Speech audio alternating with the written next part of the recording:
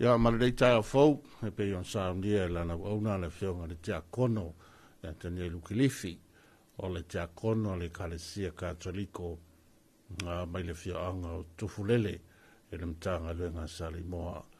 Ia ua mori foi le tātou tāulanga e tawala foi faiva o le ainga sa le vi le au tāulanga tātou sanga patpatia i pea le olofa mareanga le leo le tua wa te fol matu pala o se tātou o tunu ia ma ua feta lai foi le tua e tawala i lana auna ia sai foi mo na faiva faus tāulanga Malatu foi ua malei fo mai le tātou o tunu i whanunga le lei so i fua maruia ma le langi mama ia au tātou i lava le mātango fia o le nei aso i le astofir nei ia le aso folu nei o le masina o Julai whatalo fatu ia ma tue o folu fatu malei fo mai o le mawalunga fo i o le tātou o tunu mai lava i taitai o le tātou o tunu ia o tupu mai o le tātou o tunu i maunga te tele se ia o i maunga iti ia va be fo i le tulanga la to i tala le lei la inga sa le vi la o sta ulanga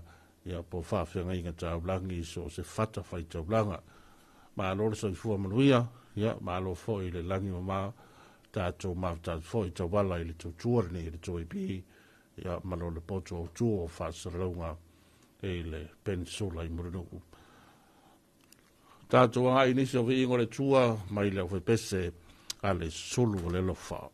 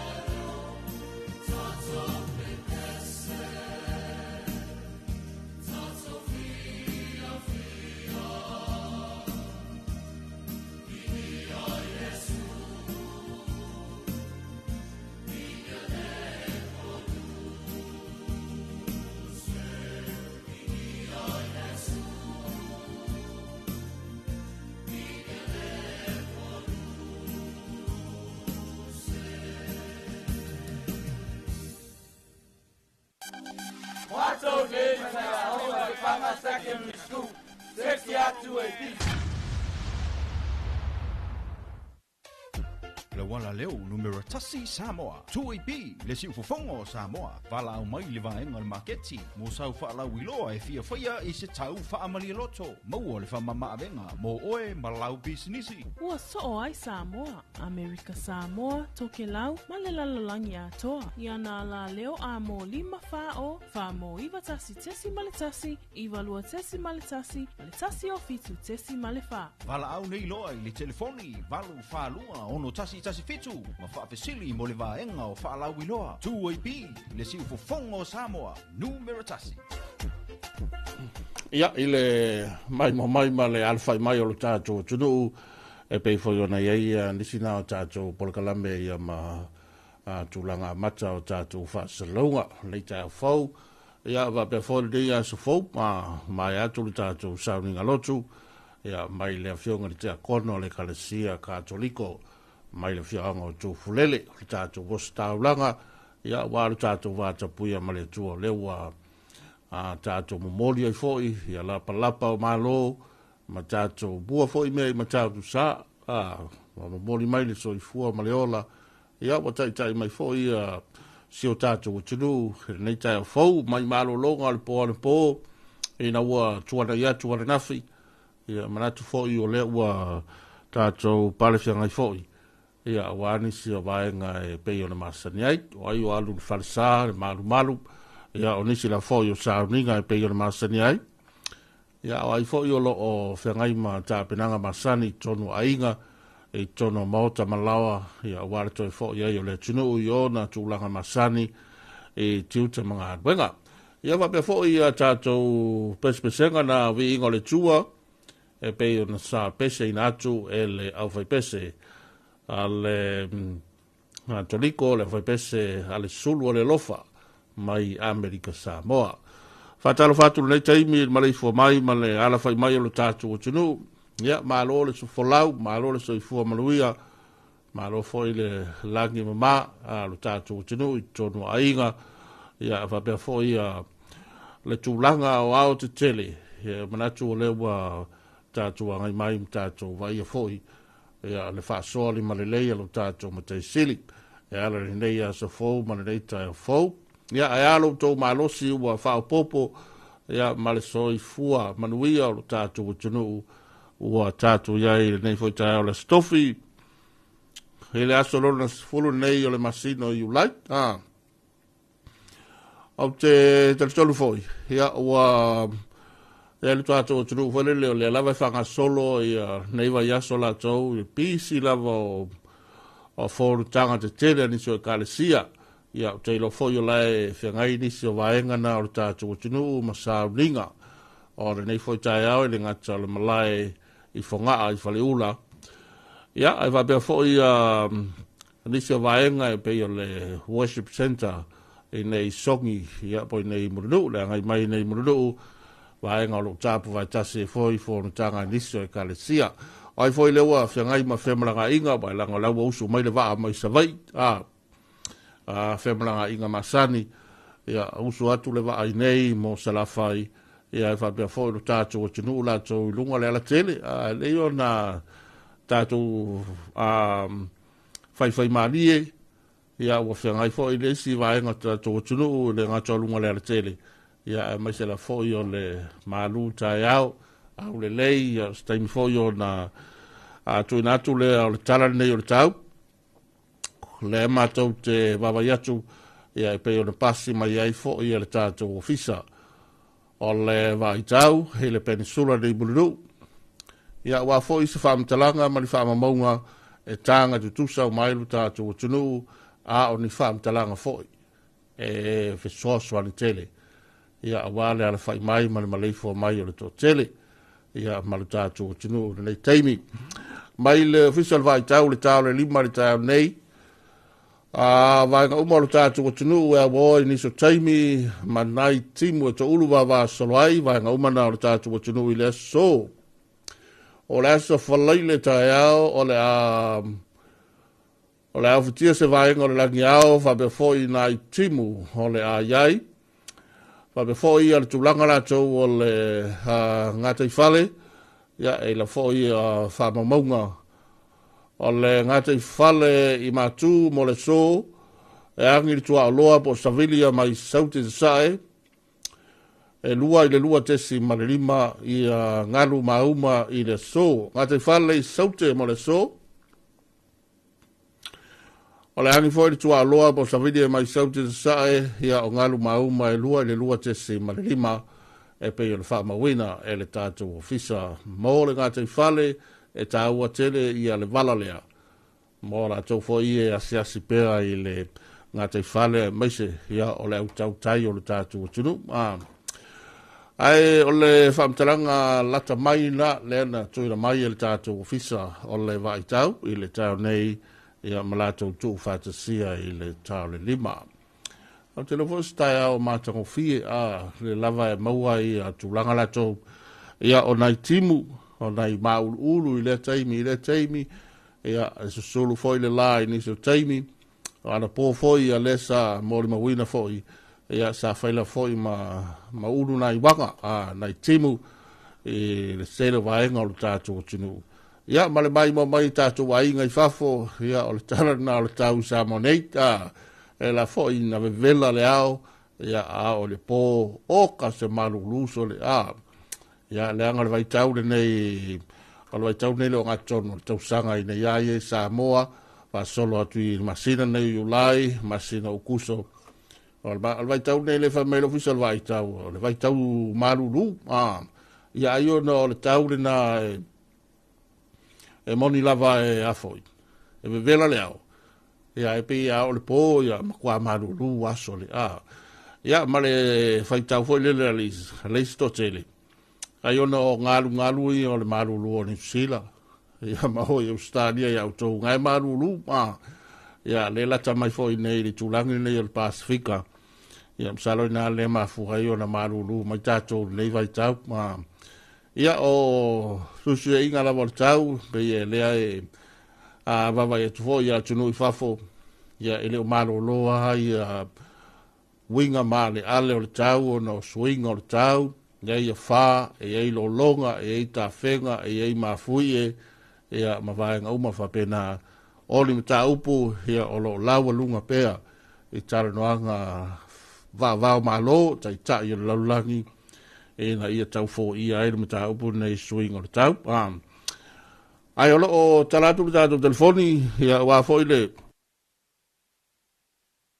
tātou polkalamere nei o le whātālofa Samoa whātālofatu ia te toi ia kopo tālofa lava good morning manuia lau sunga o tu marifoe reita matongo fie le lofo le tua ia mata atu ma whātasi atu i Washington ia malor se fu manuia le nei foi tai fo fa tal fatu i Samonet ia tu natu ni so tato fa fianga wa nei taimi ma tu foi le tau tua le tu ip ia ma so se vai ngalava ma mai foi le tato bolkalame le tai fo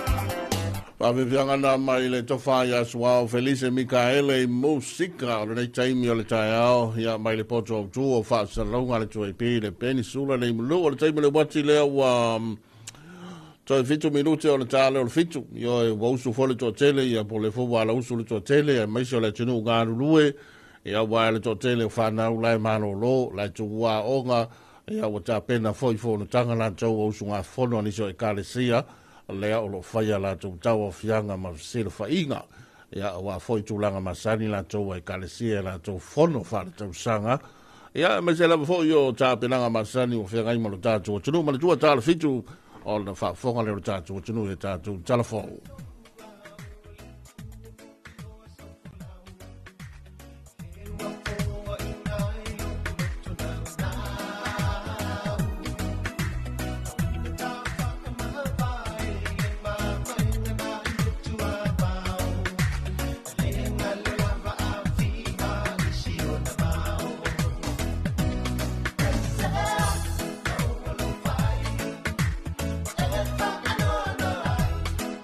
Yeah.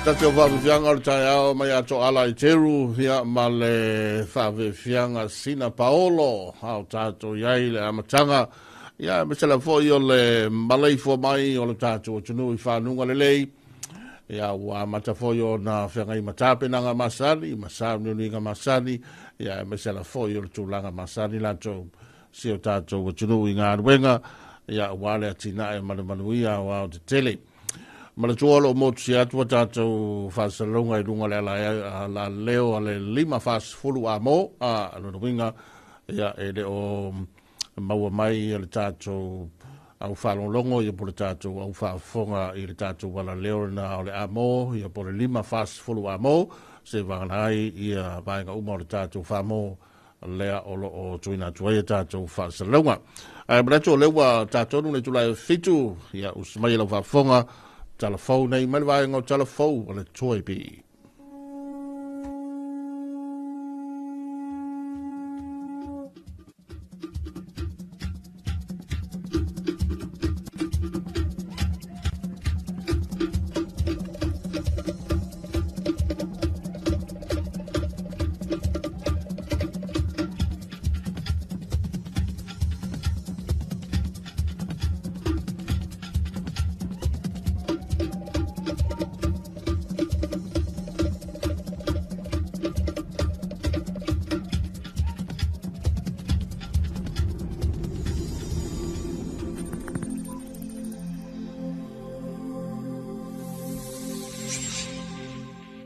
Talafalava o talafou mai vai whanua. I talatomua, e lua ni mata upu o ngaonga ua o atu I whaamasinonga, e afua mai o nauni soli ngā tula whono ua whaafoli ngā ai se tangata, ma ua tu ina atu I whaamamunga se se e ta ita se se ai le ofisa o whainga pālota, a o whanga solo le resi tala ino tangata pālota I vai aso atua nai, o le nei mata upu na saunu ai le fionga le parimia tausio Samoa, le fionga ia fia me Naomi mata afa, I le saunuanga au tūri tūlanga ua ta oto I tā penanga mga ruenga whaanga solo, a le ofisa o whainga pālota o wale whainga pālota, I le masina fōu. Na saunofia me o le amata upu ua whaonga ina pepa whaamaonia ma whaamatalanga tō tino si tasi tangata, e peo le tū se wholau e tau mawhai e resi tala I le isi tangata, o ni whainga tau whaavalea ma e la matia I le saunga le mua le atinu u, e ala iana whainga whiriwhilinga mio tonu. E peo o le mele I tusi folau. E pei e whai asina foile ma ale ma tunga. Ona foile lewa afia ile o le ofisa foile o whemalanga ingai. I le tūlanga le o le whai o tusi folau. Ia na foi tau si le fio tusi folau whanangulongo I whanau ma isi me o mwhapena. O se tasa mta upu o le whaaulua tule I le whaamasinonga o le tarusanga a le loia sili, ina ia whaata o tamai si ta ia la, a o se ala fuamanino ma le maio io, I taimi whaatulanga ino mta upu e whaasanga li te ena wanga wa o tangata pālota, e pālota mo sea I tūmalo, Whaapea ai masui tau wā o lo fia tau wā mo I tu malo te tasi. O le tautonga o lo iai le taimi nei, ia ai inga, whaale tu la fono. E tusa ma le whaavae, e le o tala whea ngai, ma le uti o le taimi whaatulanga ina, mo le pālota o lo manei. O le taimi nei o lo solonga le lava whaatinonga o ngā ruenga le komisina ma le ofisa whainga pālota mo tāpenanga uma o le whainga whiliwhilinga le atino u. O le fesoasoane le malo au Italia lea ua tau au ina le matanga ruenga o leo whale pui ma leo la toi fuata ina, e tari tonu le matanga ruenga o le a maua I seisi la asanga I lunga atu, I le whaatino ina o la tau tiute. O mea whainga ruenga e tusa le whaatupe ina ma le salau valua wheta la, o vaenga e au fia I masini laptops, o masini mo le lolomi ina o pepa, vaenga e whaatotonga I ofisa, ai whapea fo inisio vaenga mo le wha ili a leo, e pei una iai le piano ma le kitara. O le whaamue na whaitino ina I le mauta wa onga wha leo I ta whaingata, ma e pei unisila fia, ua silia ma le se 45 tausanga talu na whaavai mai le whainga ua le matanga ruenga, o leo a Samoa ma le ofisa o leo, a le malo au Italia. O le tiu te lava I o leo e wa aia le saunga le bua tangata uma, I le whaamalo sio tula fono ua whaia ta ita I o le atunu u. O le anga I mai peo au Italia ma fisosa ni mai le whaatinonga o le tautua malu le malo I Samoa nei. O le whailunga lava lea o le whalangalonga ma I o Samoa, ma ana pa anga whaavau malo. E ui ina whaia o unga I tausanga uma o le vasenga o tusitala ma wala au lia ile mtanga ruenga o leo whale pui ma leo la toe fuata ina, mo se lato fulasanga manino I la tauta pinanga, ai meisa inisio vaenga o lo ofia manino ile vasenga o tusitala, e mana o mia ile ngalulue ma le wha malama ile taimi o whainga palota, ina ia awane I fefina ua iai ile wha atinonga o ngā ruenga, ua wha ilua inisio tusitala sinia, e le faule wala au lia o leo ia o onga wha apenei tusitala, ai peitai, a o ina wha atino loa le ngā ruenga, e le oilonga lavo na ngā lulue wha atasi, leo ma le vasenga o tusitala, e le o mawhai una fo ia lava wha awhita uli, o le fete e na I o le ngā ruenga wha leo ma le ngā ruenga wha atusitala, e mafo mai, o no lo tu ina to le ofisa o whainga palota ID wha apitoa mo le vasenga o tusitala, e wha atino ia la tu ngā ruenga ino fuanga lo wha atino le palota, ai peitai e ai fo I tula fono leo e le mawhai ai e se tusitala, ona la talata I le no fuanga lo wha atino ai le na palota, e pei o le mamau e pu e le ata, mai le ofisa o palota. Wha atasi ai ma le tele o maanoa noa I o wha awhita uli, e pei o le fiu o tusitala e wha atali sitalia leo, e ni mata upolo o fia mo o mia ai o netalia tua I le matanga ruenga, I le taimi o whainga palota. Na sau noa au mua kaol au mua, o le sui mai le matanga ruenga o leo, e lua aso o le o onga tu wha atasi ai le ofisa o whainga palota, ma le matanga ruenga e wha manino umai vaenga uma, mo ngā ruenga wha atino I taimi o whainga palota I le naunau ta inga, e au pea o na sosoro le leile wha atinonga o le palota, ma mauti noa, e le aise mea e wha ananumi o na whaia, o le naunau ta inga o le o onga, ia mauti noa e le lei masaunga le mū tangata uma, a o whanga solo le whainga palota, ai meise o le maimua ato le atino u, I tawalumanga o le whainga palota. O talafona mo le nei vaenga le aso manu e tele fuafanga o whianga iei ma le atino u.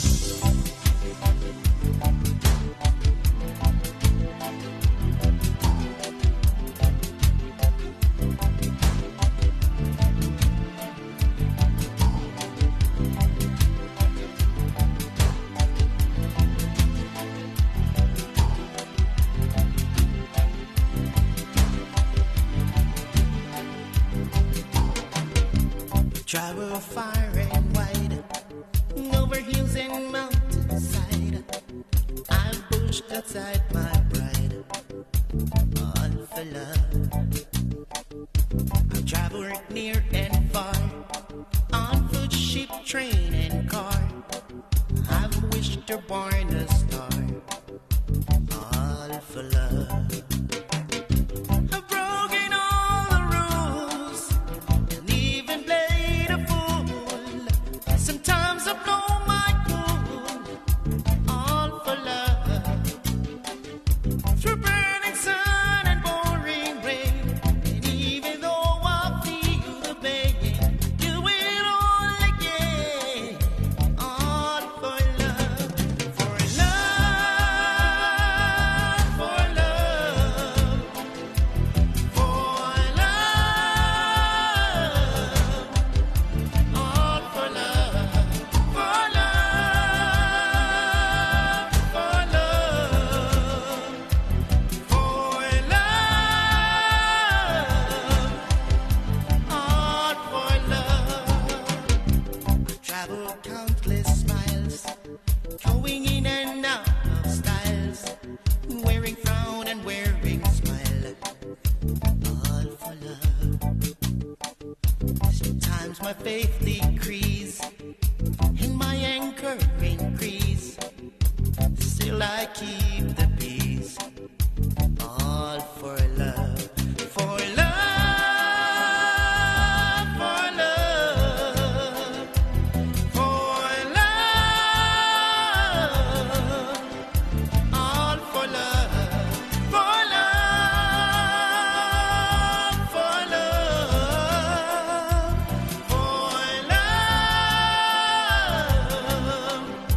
all for love.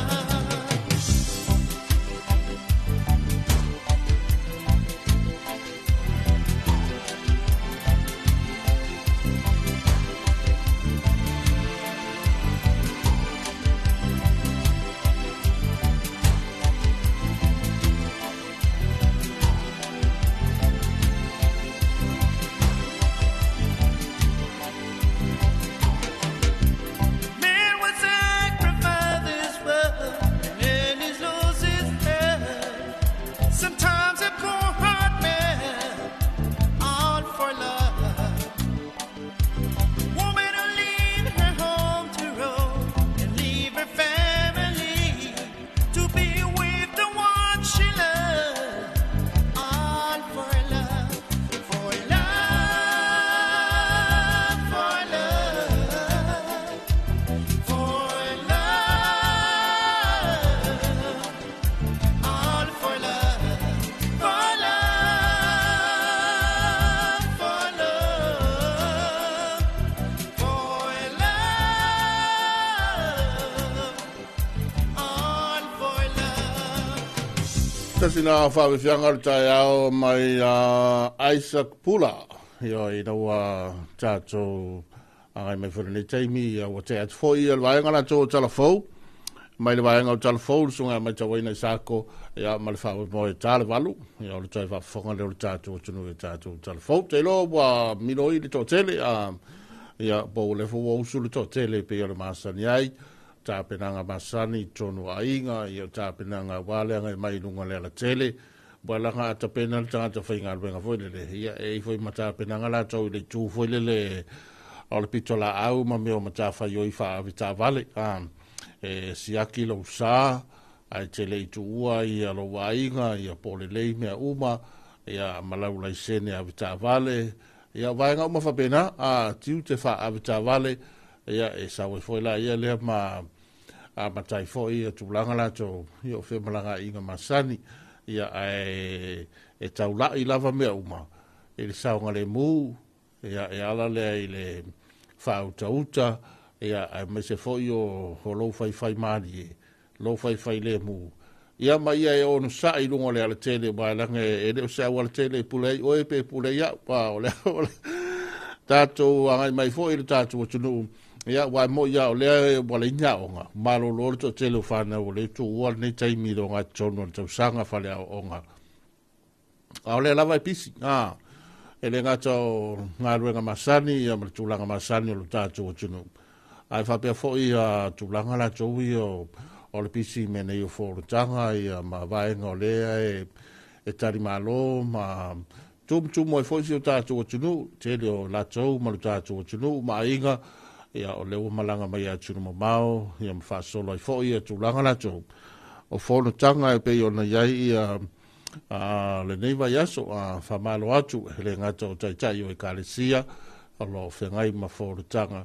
Ia e me se fōi o whaiwhi au, le angsa le vi, ia mai rato uma o sui o sufono, ma sui awai, ma sui whaalongolongo, i rato o i tonu fōi, ia o nisa e kālesia o lo o whengai ma fōrutanga.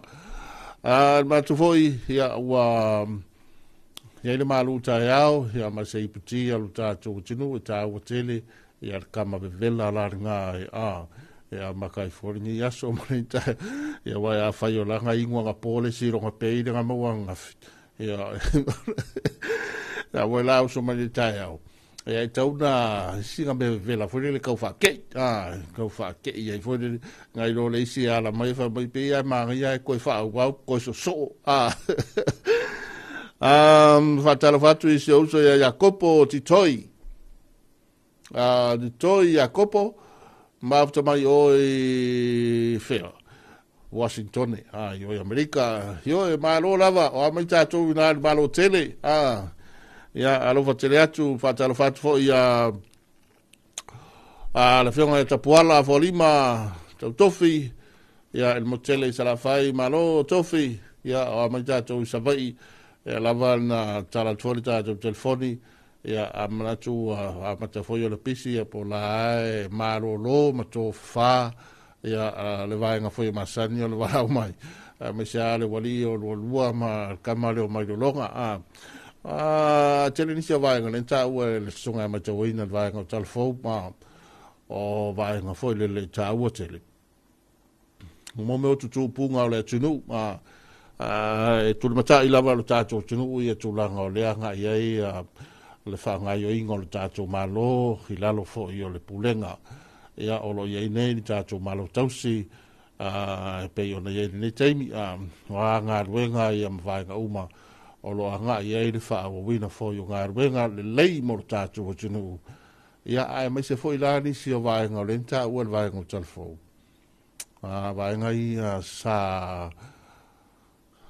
sa pue le vaenga foi e komsina ia ma vaenga o fisa foi ngā palota. Ia e nisi lava o sori ngā tulafono, le sa fai e le taimi o. E le lava i aso ia ma le vai aso kua i ngā ua vevesi matu mutumu ia le tulanga o restala o le fai ngā palota. Ia e filo mai e ilo kong, minko mai e kongu ia mga i mianga o le sa wolesi, ma le tusi fola wolesi, fai ilanga le stala, ia whaunga mai pepa whana wolesi, mai la tau a maari liwa, o mai whaunga, o mea umara whapena, ia e manato lawa whanga solo, ia po lawa pasi atu o i le vaenga whaera tula fono, a le mtanga luenga leo leo. Ia e whaia fo i inisi o vaenga tu sai fo i mai a fo i whale tonu, hai tālo sia, ia mawaise le sonani leimo tātou uma, hai meise lava, ia ele a fia matangi e whamtalanga i le awa o te tele o lo tātou o tunu. Ia e mese ai lato le au whamauina fōt. Ia e ina i whale tonu na tupu mai e le tui tau whairoina. Ia o nisi la vaenga le sa tala no e le vaenga o talafou ia tātou polkalame whangasol solo o le taimi o le wati.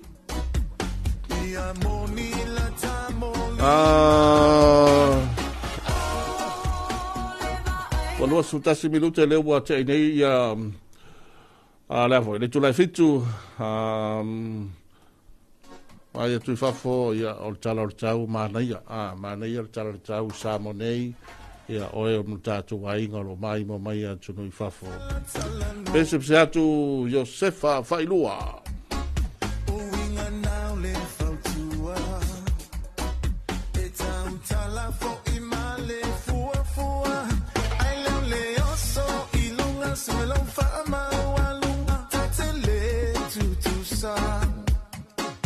Oh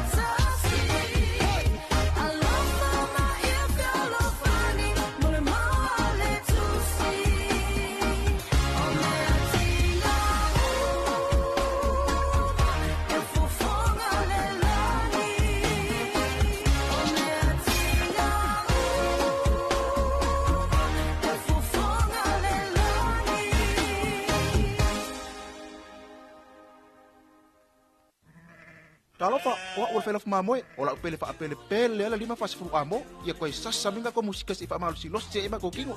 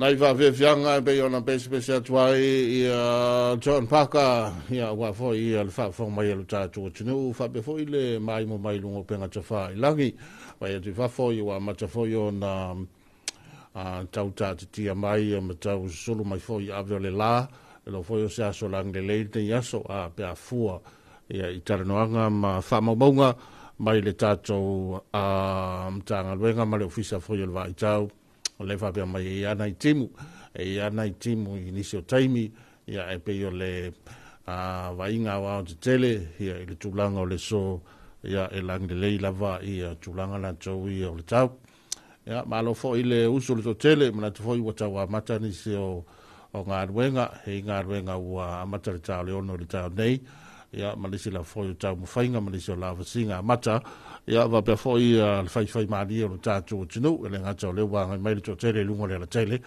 ia va pe foi a tāpenanga manisi o sauninga i tonu foi o ainga i maota malawa tai au fou nei o le stofi ia ma le tātou polkalame nei o le tarina i le whaafonga mai o le tātou tinu.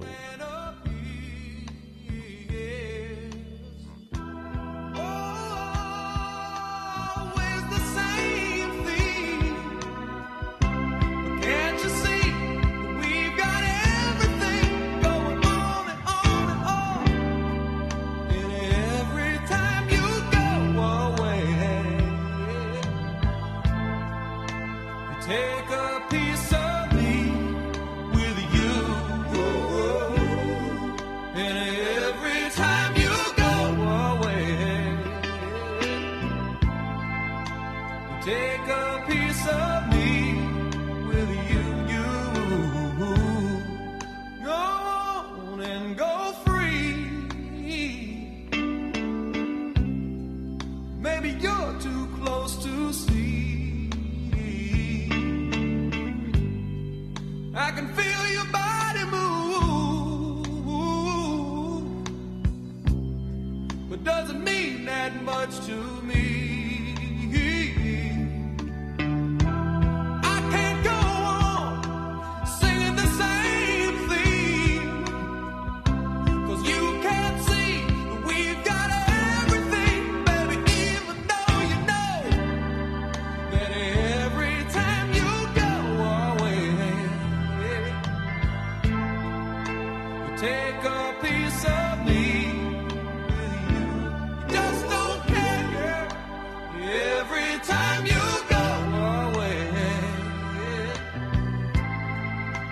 Take a piece of me with you.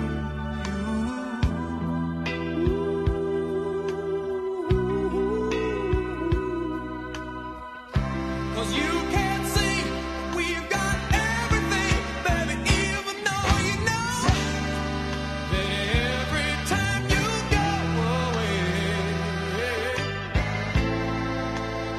every time you go away,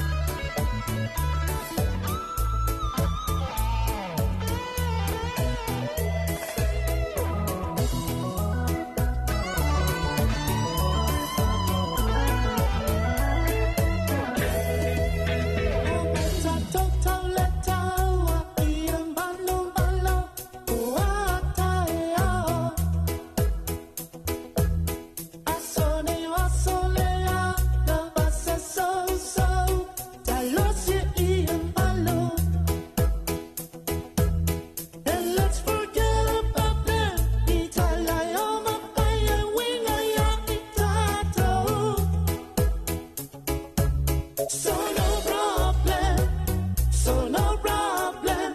They rise an illusion. So no problem, so no problem. They rise an illusion. Activate all your might, refresh now all your sights, prepare for mountain heights.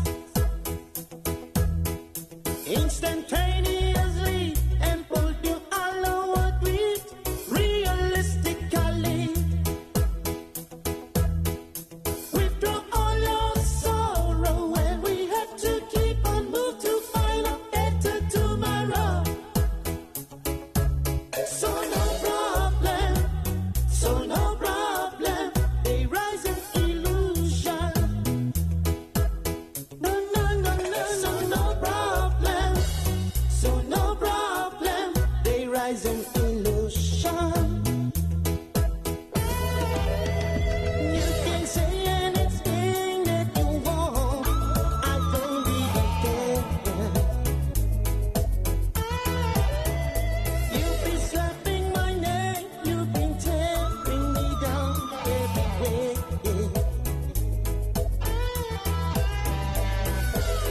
I've got to leave it behind, 'cause I've got to move on.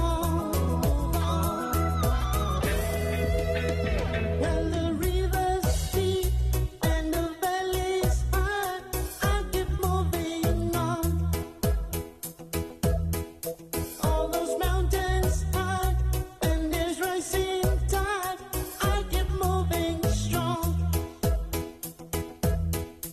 If the odds are against me, still I know God's here with me.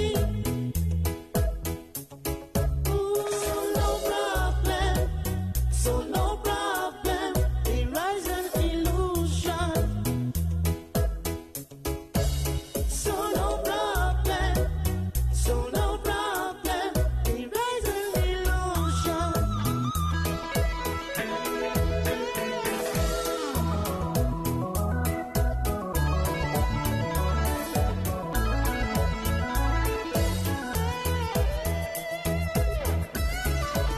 So no problem, so no problem. They rise an illusion. So no problem, so no problem. They rise an illusion. So no problem, so no problem. They rise an illusion.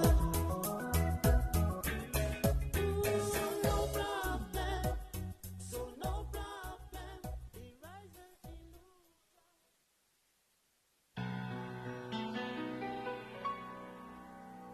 Wasted days and wasted nights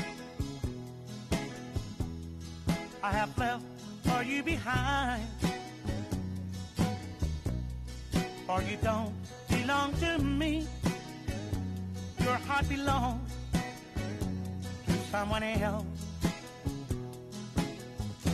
Why should I keep loving you when I know that you're not true?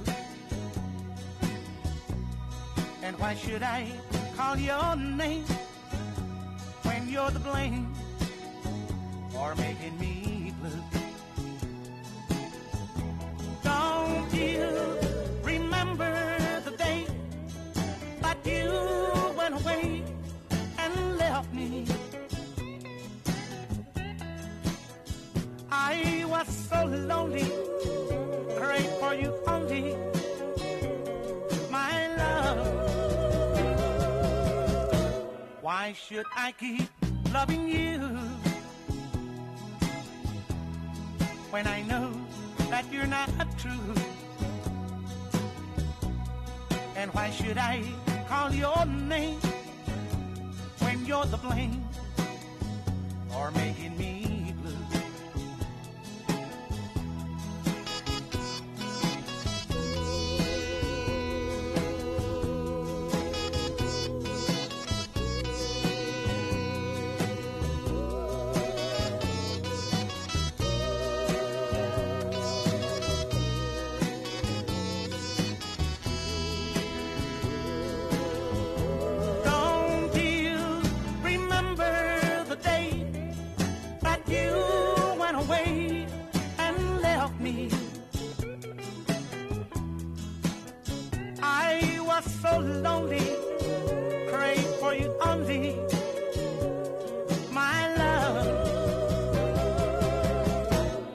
why should I keep loving you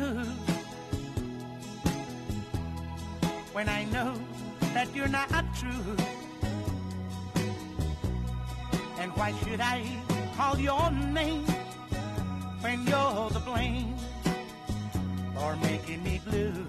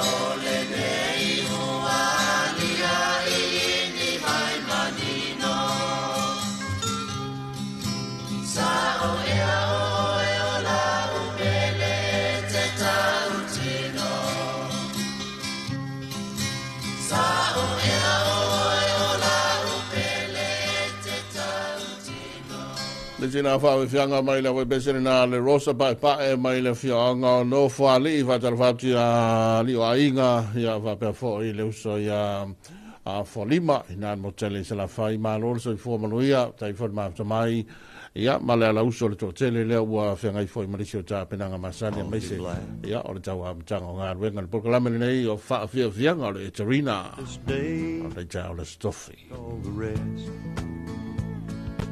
First thing every morning that I do is start missing you. Some broken hearts Some memories never end. Some tears will never dry. My love for you'll never die.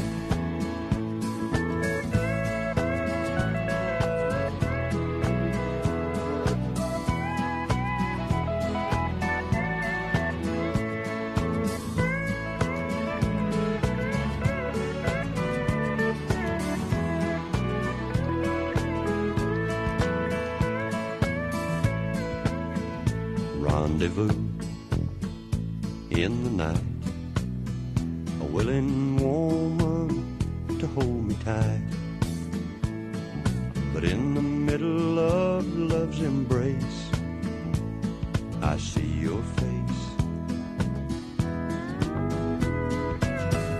Some broken hearts never mend. Some memories never end. Some tears will never dry.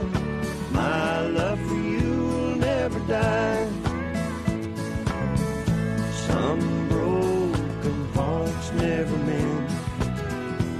Some memories never end.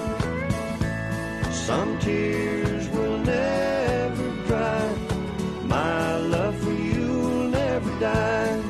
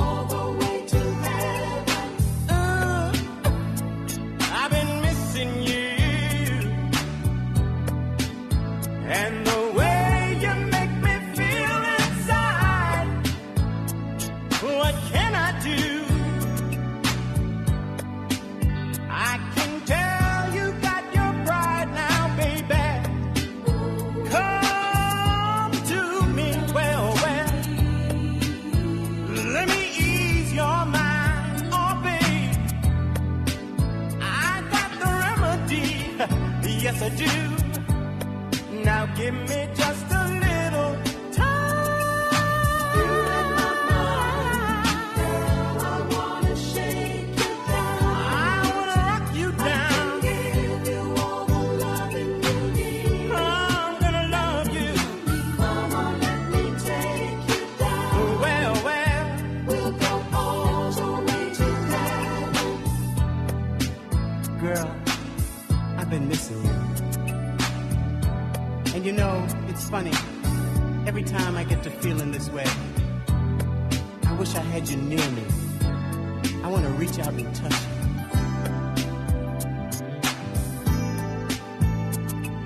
I can't stop thinking of the things we do. The way you call me, baby, when I'm holding you. I shake and I shiver when I know you're near. Then you whisper in my ear, oh, baby, well.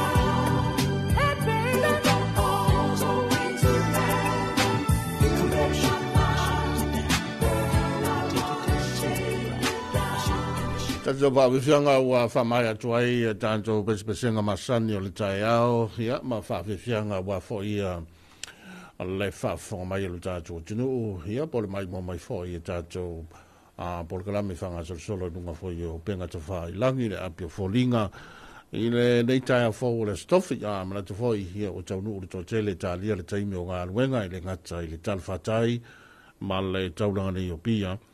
Ai va pe fo ia so se vai ngolo tato tru a fa yo le wai lunga le tele ye fa le mulo sa po fe lava o anga yai ya me se fo le tato mo tele sa la fai au le le ta au le stofi pe a fo at fo le va ia tu fa fo te jura tu fa fo le fa malama ya o la mana ya mai tau nei di peninsula ma le fa me lo official vai tau ya o se aso lang le ne ya so le ave so le tele fa mama venga ia e lo tātou tunu mai tātou whawhianga nei o le tātou anga i le toi whawhonga mai o le tātou tunu i tātou talafou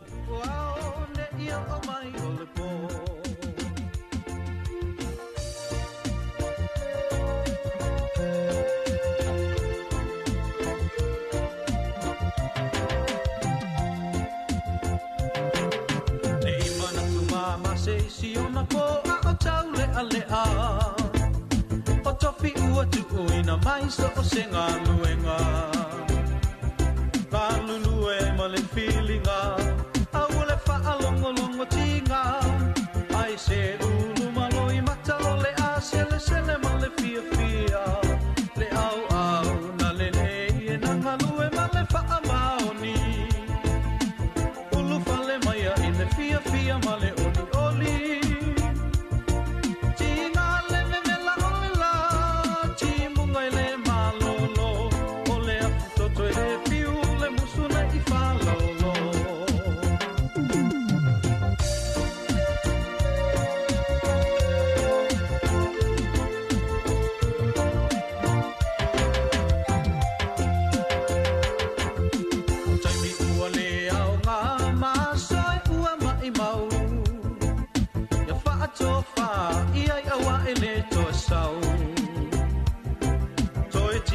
Ia le upenga na lue so o la se nga luenga ele ole ata mai a ole fa auta uta ia lava ona ta pena pena Yesu no feta lai o longa lue pe ai ele malolo Ola ta ma fo i o longa lue o mai i le so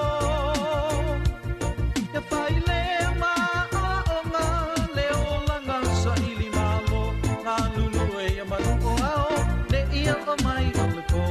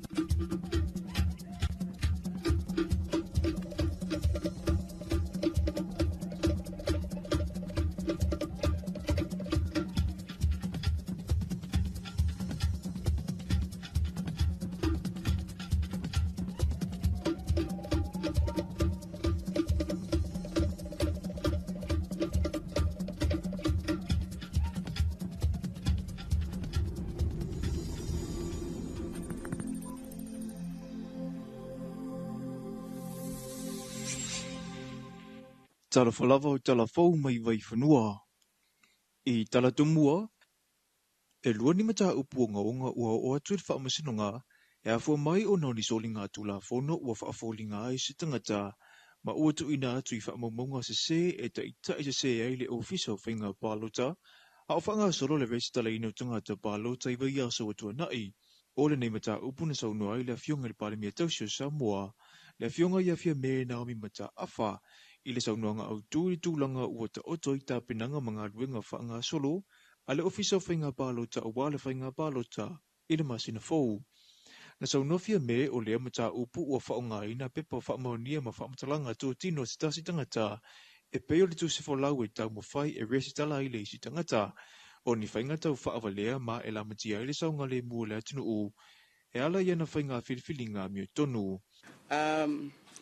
E peo o le mele i tusi folau. E pei e whai asina foile ma ale ma tunga. Ona e foile le wa afia ile o le ofisa foile o whemalanga ingai i le tūlanga le o le whai o tusi folau. Ia na foi tau tsi le fio tusi folau whanangolongo i whanau ma isi me o mwhapena. O se tasa mta upu o le whaaulu atule i le whaamasinonga o le tarusanga a le loia sili, ina ia whaata o tamai se ta ia la, a o se ala fua manino ma le maio io, i taimi whaatulanga ino mta upu e whaasanga li te ena wanga wa au tangata pālota, e pālota mo sea i tū malo, whaapea ai masu i tau wā o lo fia tau wā mo i tū malo ta itasi.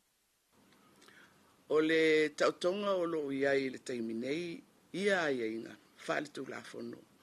E tusa ma le whaavae, e le o tala whea ngai, ma le uti o le taimi whaatulanga ina, mo le pālota o lo manei. O le taimi nei o lo osolonga le lava whaatinonga o ngā ruenga le komisina ma le ofisa whainga pālota, mo tāpenanga uma o le whainga whiliwhilinga le atino u. O le whesosoane le malo au si tālia lea ua tau au ina le mtanga ruenga o leo whale pui ma leo la toe fuata ina, e tari tonu le matanga ruenga o le a maua i seisi la asanga i lunga atu, i le whaatino ino ala tau tiute. O mea whainga ruenga e tusa le whaatupe ina ma le salau valua wheta la, o vaenga e au fia i masini laptops, o masini mo le lolomi ina o pepa, vaenga e whaatotonga i ofisa, ai whapea fo inisi o vaenga mo le wha ilia leo, e pei una iai le piano ma le kitara. O le wha mue na whaatino ina i le mauta wa o nga wha leo i ta whaingata, ma e pei unisila fia, ua silia ma le se 45 tausanga talu na whaawai mai le whainga ua le matanga ruenga o leo a Samoa ma le ofisa o leo a le malo au se talia. O le tiu te lava i o leo e wa aia le saunga le mua tangata uma i le whaamalo si o tula fono ua whaia ta ita i o le atunu u. O le anga i mai peo au se talia ma fisosa ni mai le whaatinonga o le tautua malu le malo i Samoa nei. O le whailunga lava lea o le whelangalango ma i o Samoa ma ana pa anga whaavau malo.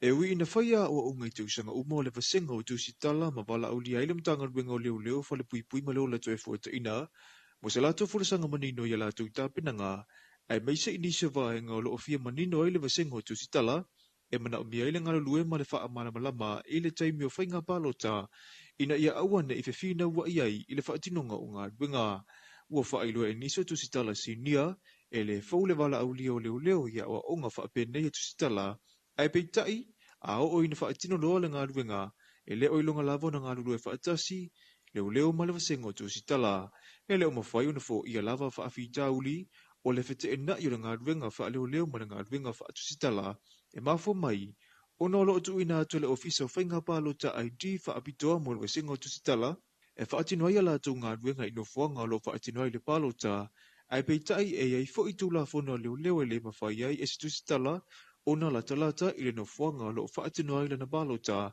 e pei o le mamau e pu e le ata, mai le ofisa o pālota. Whaatasi ai ma le te leo manoa noa i o whaafi tauli, e pei o le fiu o tusi tala e whaatali si talia leo, i ni mata upolo o fia mo o mia i o ni talia atua i le matanga ruenga, i le taimi o whainga pālota. Na sau noa au mua kaol au mua, o le sui mai le matanga ruenga o leo, e lua aso o le o onga i tu whaatasi ai le ofisa o whainga pālota, ma le matanga ruenga i whaamanino umai vaenga uma, mo ngā ruenga whaatino I taimi o whainga pālota I le naunauta inga e au pea o na sosoro le leile whaatinonga o le pālota ma mautinoa e le aise mea e whaananumi o na whaia o le naunauta inga o le aoaonga ia mautinoa e le lei masaunga le mūtanga tauma a o whanga solo le whainga pālota ai meise o le maimoa ato le atinu u I tawalumanga o le whainga pālota. O talafona mo le nei baengo le aso manu e tele fuawhanga o whianga iei ma le atinu u.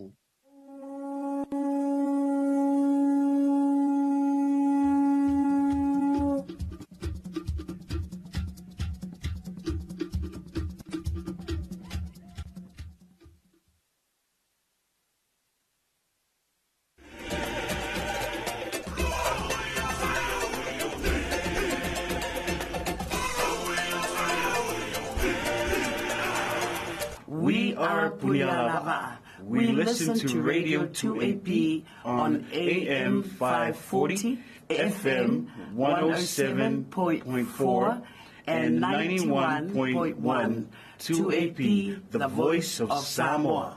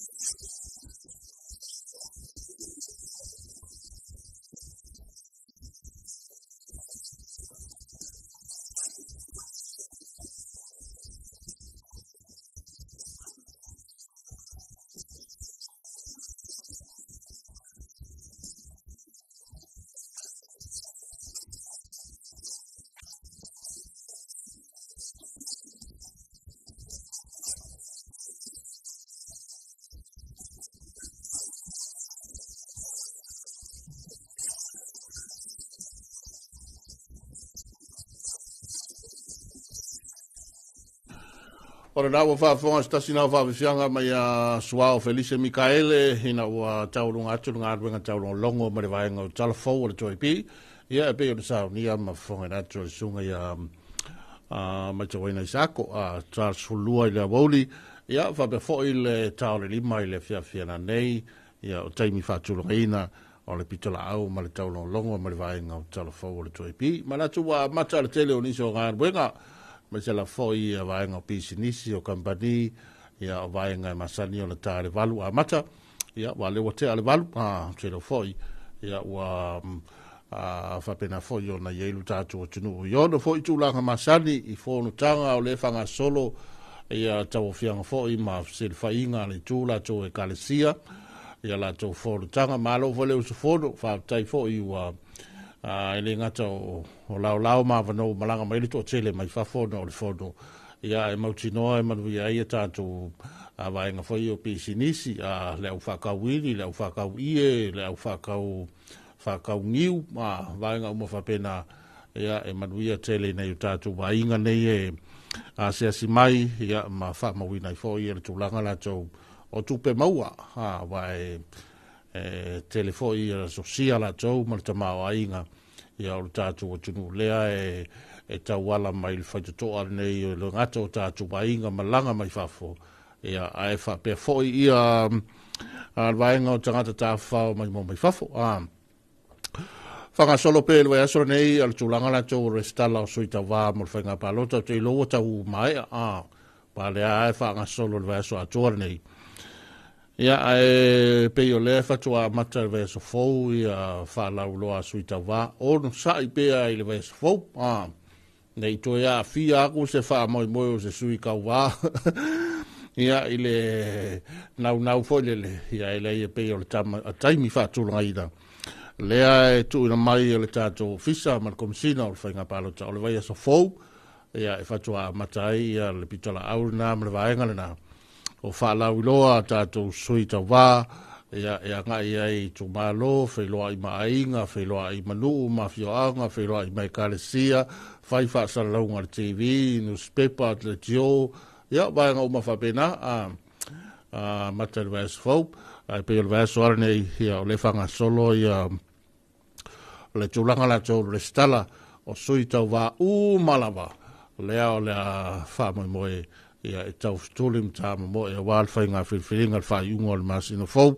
Ia male tō whai la elpiri o ta whai le toi whau i tua, toi whau i tua le sui ta wā, ia male aso male taimi e wha mutai, ia pe i o ngā whatua i loa i fhoi, ia nisi o le a toi whau i tua, ia pe i nisi le o le ngume la le kako ke alwat, ia wai el taimi na e wha mutai, whangatai, ia le toe whau i tua o se suita wā.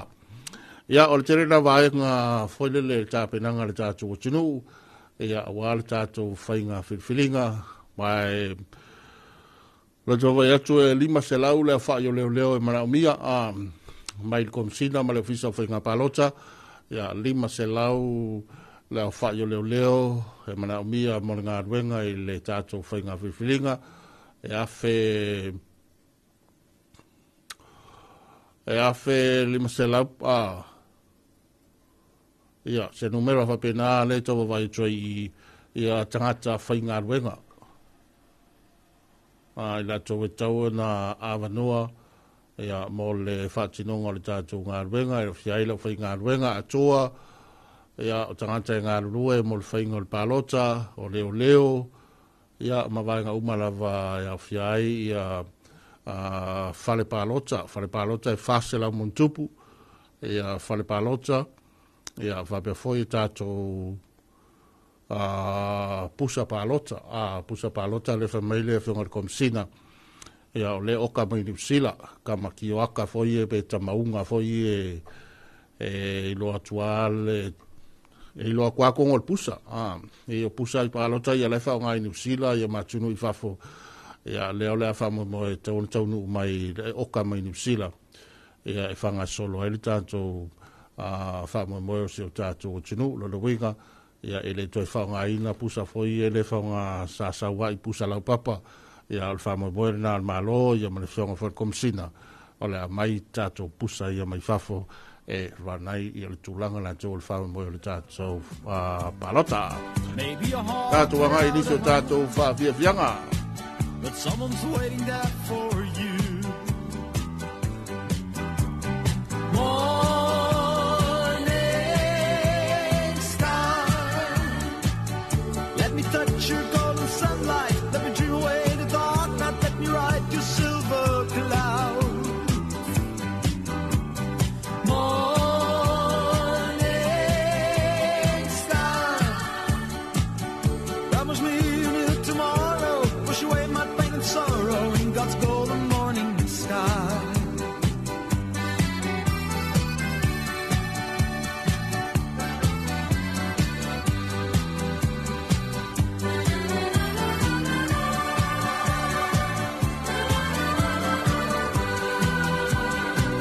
Be like a river wide and strong.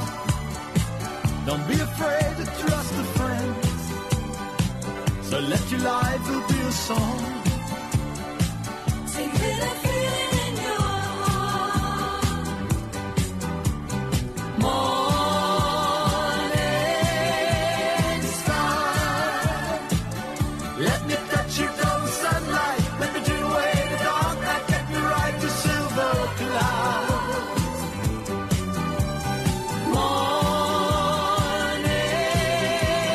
star, promise me you'll be tomorrow. Push away my pain and sorrow in God's golden morning sky. Morning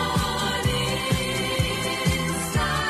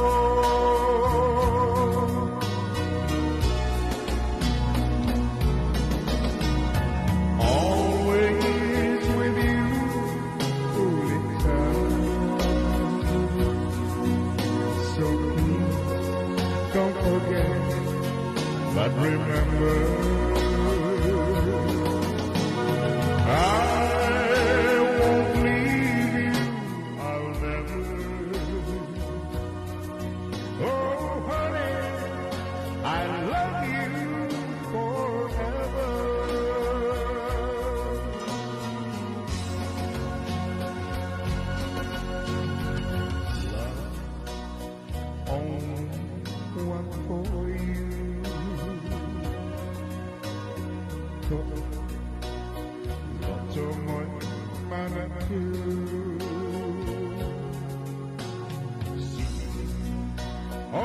your mouth,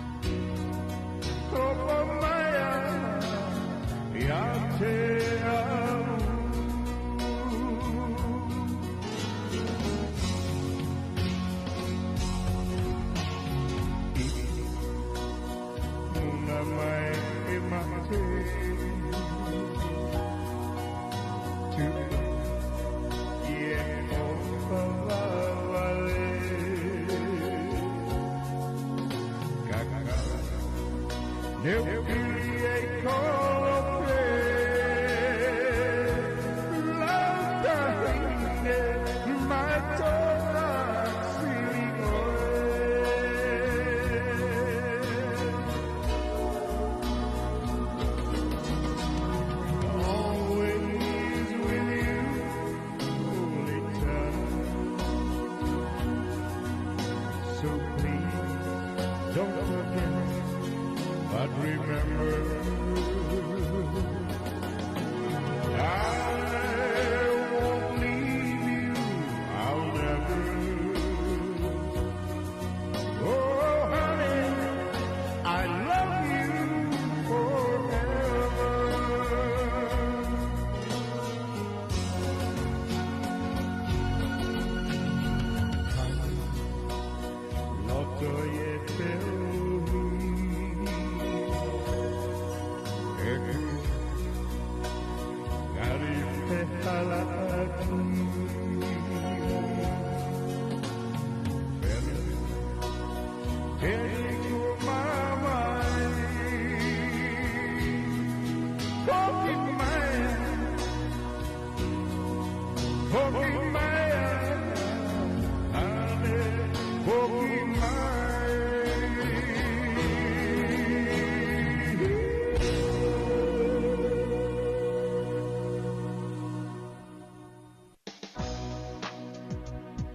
Samoa o nei polu pale taonga mai le whaelea le nifoloa polo e whaafonga mai nei le sifonga o le atunuu le 5 pasefulu a mou. Feel my heartbeat, taste my sweet kiss, I'll be here forever.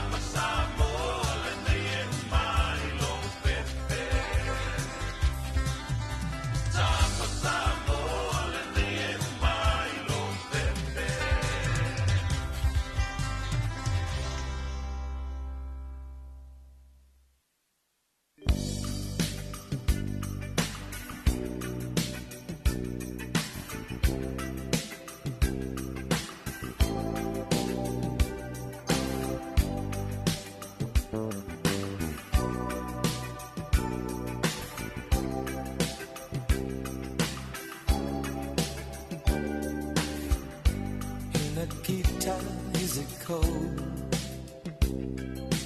in your little corner of the world. You could roll around the globe and never find a warmer soul to know. Oh, I saw you by the wall, 10 of your tin soldiers in their row, with eyes that looked like ice on fire. The human heart, a captive in the snow. Oh, Nikita, you will never know anything about my home. I never know how good it feels to hold you. Oh, Nikita, I need you so. Oh, Nikita is the other side of any given line and time, counting 10 soldiers in a row. Oh no, Nikita, you'll never know.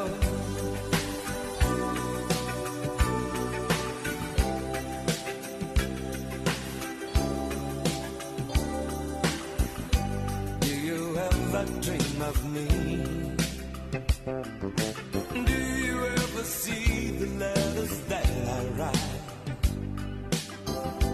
When you look up through the wire, Nikita, do you count the stars at night? And if there comes a time guns and gates no longer hold you in, and if you're free to make a choice, just look towards the west and find a friend. Oh, Nikita, you will never know anything about my home. I'll never know how good it feels to hold you. Oh, Nikita, I need you so. Oh, Nikita is the other side of any given line and time, counting 10 soldiers in a row. Oh no, Nikita, you'll never know.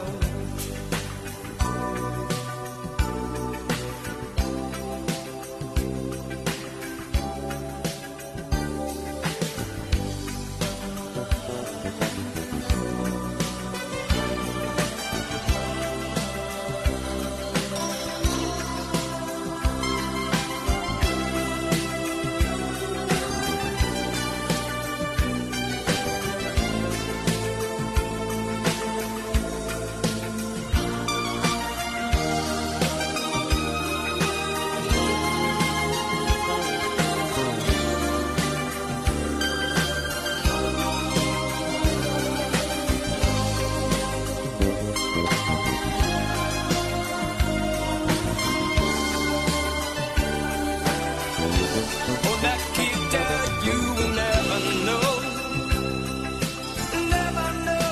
anything about my home.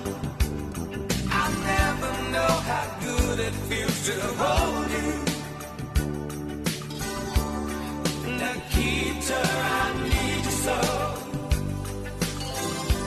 Oh, Nikita is the other side of any given line and time, counting 10 soldiers in a row. Ya, no wanga be tanto fa fianga ya marchela la fornisio besenga musika so ifloye te jolwa ina foi lo tatu wachinu fita itunga meise lava. Ya, ole tawa matanga o ya so tai fo ma ya so fo ma to fo to tele ya lewa John fo yo tulanga o ngā wenga I whare ngā wenga yo fisa I bisi nisi ya mawaenga wa lewa na mata ya le wha moela tong ma lo fole usu to tele lava ia mori maule official vai tau se aso lang lei ia te lo fo io se vai aso le lei tau tau le foi mga albenga ai mi se la foi tau fa mai na la tau o le fa moi o fo tanga i karesia e pe fo io na fanga solo e le nei vai aso o le utatu le stofi te lo ni se fo tanga fa mai tai au pe ia te le na te lo wa ante la foi na yelu tatu o tino po fe lava lungo le tele o foi le wo sul fa toanga ia fai me fia lava e o nga foi fa fia ngana tau e tau vese foi nisi o atunga lunga ia manisi o fa fatia ta mai manisi lava tele o fa fita uni ia o lo fai ma fe ia le tulanga la tau o le nei so fuanga ia marenei la lo la tele o lo tatu ia ai fa malo le uso tele va tala fatu ia zonga fo ia tofi fo lima ia ina isa sa ai mo tele se la fai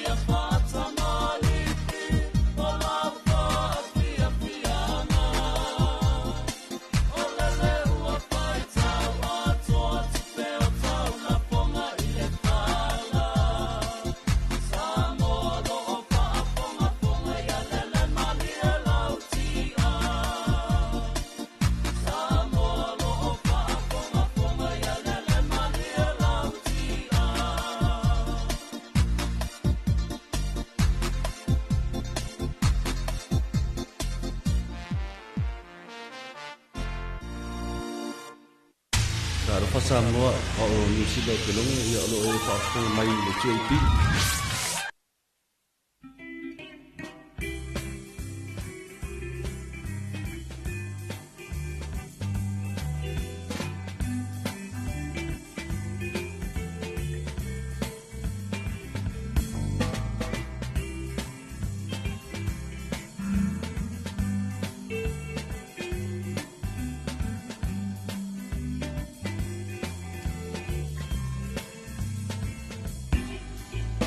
E to e pepe se manulo wolana E a ma vai pua na tumalava Mano anani uene fia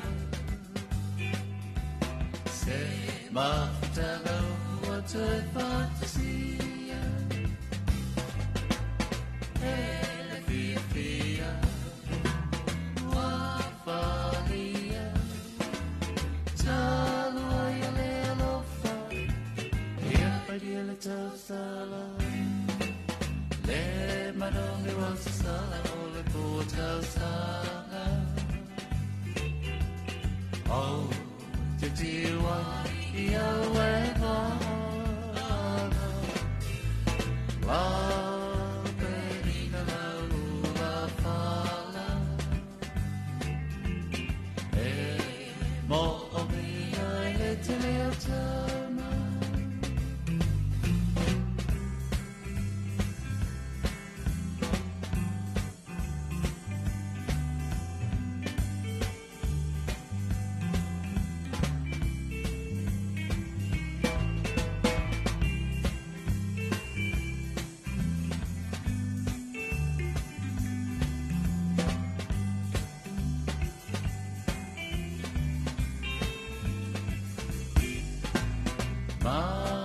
Masinolo tu pasipa Oh mana tu aina lo folina Masia wa mi ole vai teita Le ma fai hornalo le ia teita Le fia Wafalia Talo io le alofa E padile tausala Le madongi wasala Ole pua tausala Oh titiwa ia wena La perina la lula fala E mo o mia e te tama E le fia Wafalia Talo ai le alofa Ia padile tausala Le manori wasala ole pua tausala Oh Cause you are Love, baby, la lula fala Hey, mo o mia e te leo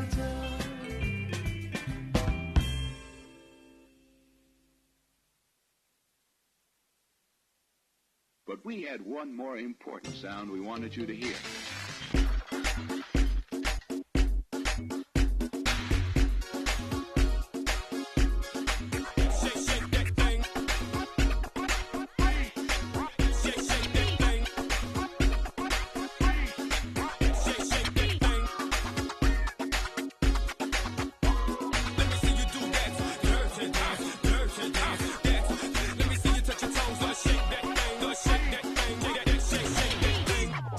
Yeah.